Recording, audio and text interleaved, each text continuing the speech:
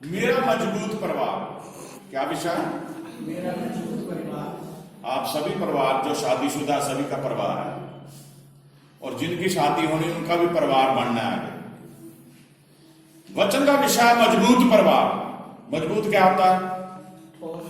तकड़ा, बिल्कुल। ये पिलर हमने बिल्डिंग बनाने के समय लगाए ताकि ये बिल्डिंग मजबूती से बने। मेरे अजीज बहन भाइयों, परिवार जो होता है वो परमेश्वर की एक आशीष है। ये नहीं जिस परिवार में परमेश्वर ने हमें जन्म दे दिया, ये परमेश्वर की इच्छा थी। अगर हमारी पर्सनल इच्छाएं ऐसी होती कि मैं जो बहुत दुनिया के रिच फैमिली के लोग उनके परिवार में पैदा होता, ऐसा इंसान की इच्छा से नहीं होता। परमेश्वर जिसे चाहता उसी परिवार में पैदा करता। और परिवार की मजबूती किस तरह से होती है, ये बहुत ही वचन जो आज प्रभु ने हमें दिया है, इस वचन के ऊपर ध्यान से आप सुनना। इसलिए इधर से मैंने यहां सभी को यहां बिठाया है, ध्यान से सुनिए। परिवार जो है, अगर मजबूत परिवार तभी बनेगा जब आप परमेश्वर में मजबूत होंगे। बोलो हालेलुया। अगर आप परमेश्वर के साथ होंगे तो परमेश्वर के साथ चलते हुए आपका परिवार मजबूत होगा। अगर आप परमेश्वर से दूर होंगे तो आपका परिवार भी खोखला हो जाएगा। अब परिवार जो है उसकी मजबूती किस तरह से हो सकती है? परिवार आपका किस तरह से मजबूत हो सकता है? परिवारों में वचन के अनुसार हम देखेंगे, उसके आगे फिर तभी बोलेंगे। वचन आप पढ़िए, भजन संहिता 127 जबूर और उसका पहली आयत पढ़े, 27 की पहली। यदि घर को यहोवा ना बनाए, यदि घर को यहोवा ना बनाए तो उसके बनाने वालों का परिश्रम व्यर्थ होगा। तो उसके बनाने वालों का परिश्रम व्यर्थ होगा। बोलो हालेलुया। हालेलुया। अब मजबूत परिवार कैसे होगा? ये ईंट गारे की इमारत बनाने से घर नहीं बन जाते। वो ईंट गारे की जो इमारत बनाई है उसमें हम रहते हैं। उस इमारत में रहने वालों से परिवार बनता है। अब अगर परमेश्वर ही परिवार ना बनाए तो उस इमारत में रहने का कोई फायदा नहीं है। यहां पे क्लियर लिखा है, अगर घर को यहोवा ना बनाया तो उसमें रहने वाले का परिश्रम व्यर्थ है। दोबारा पढ़ दीजिए ताकि सभी को समझ आए। यदि घर को यहोवा ना बनाए तो उसके बनाने वालों का परिश्रम व्यर्थ। बनाने वाला कौन है? बनाने वाला कौन है? घर का मुखिया, घर के लोग। अगर परिवार में उस घर को परमेश्वर ना बनाए तो वो परिवार मजबूत नहीं हो सकता। हम देखते हैं आज परिवारों में कोई मर्द नशे कर रहे हैं, बहुत सारी ऐसी भी सुन रहे हैं बातें, औरतें भी नशे करती हैं। उस वजह से परिवार खत्म हो रहे हैं। परिवारों में आपसी प्रेम नहीं है, परिवार खत्म हो रहे हैं।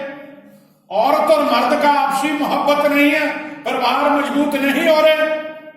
आज हम देखते हैं नौजवानों का जीवन आज के इस युग में महिला मंडलों के पास जा जाके क्या हो रहा है, उनके फैसले हो रहे हैं। आप देख, किसी के 100 में से आप 80% सुन लीजिए, लड़की ब्याही थी, घर में क्लेश हो रहा है, ससुराल वाले तंग कर रहे हैं, पति तंग कर रहा है, इसलिए उसने केस डाल दिया कि वो सेपरेशन हो जाए, उसका तलाक हो जाए।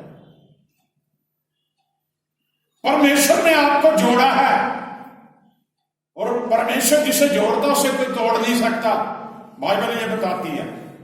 और अगर मजबूत परिवार आपका होगा तो कोई आपको जो तोड़ नहीं सकता। फिर आपको किसी महिला मंडल के पास जाके, किसी दुनियावी लोगों के पास जाके अपने परिवार के मुद्दे नहीं रखने पड़ेंगे, अपने परिवार के फैसले नहीं रखने पड़ेंगे। अब सवाल है मजबूत परिवार मसीही लोगों में कैसा होना चाहिए। दुनियावी लोगों की तो बातें सभी हैं, ये जो महिला मंडल वाले केस है सभी जातियों में से है, सभी लोगों में है। लेकिन अब जो बात है कि जो मसीही लोग हैं उनके परिवार कैसे मजबूत हो।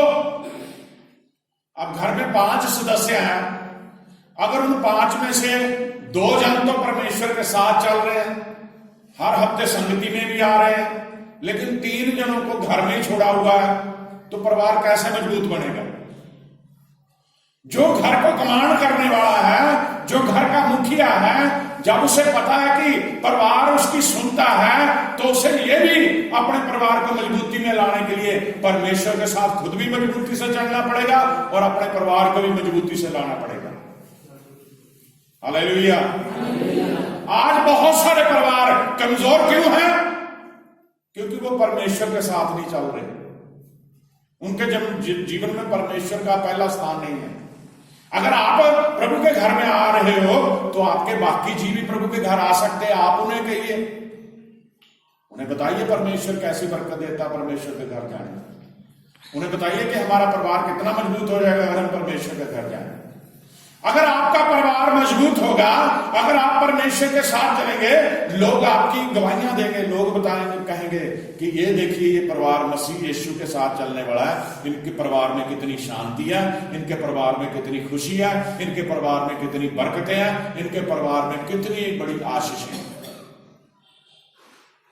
बोलो हालेलुया। समझ आ रही बात मेरी?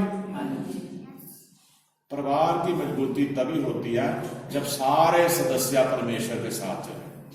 1-2 नहीं, जितने मेंबर है सभी परमेश्वर के साथ चले। यहीं पे हमारी शैतान जो है सेंध लगाता है। शैतान नहीं चाहता कि सभी का उद्धार हो, शैतान नहीं चाहता कि परिवार मजबूत बने। अभी भजन गा रहे थे रेत उत्ते घर ना बनाई वे मुसाफिर।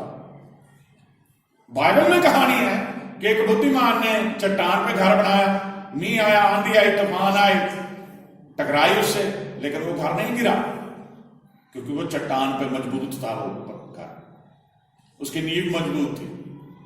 और एक मूर्ख ने रेत पे घर बना लिया, बालू पे घर बना लिया, तूफान आया, आंधी आई, मींह आई, बारिश आई, क्या हुआ? वो घर ढह गया, गिर गया। ठीक इसी तरह से हमारा दुनियावी जीवन भी है।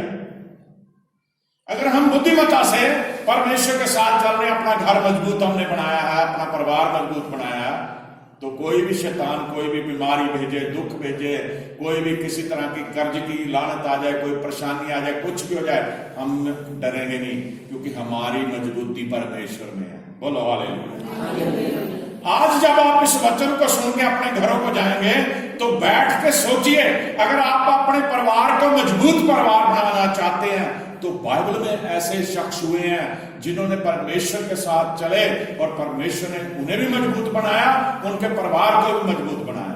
बोलो हालेलुया। बोलो हालेलुया। बोलो हालेलुया।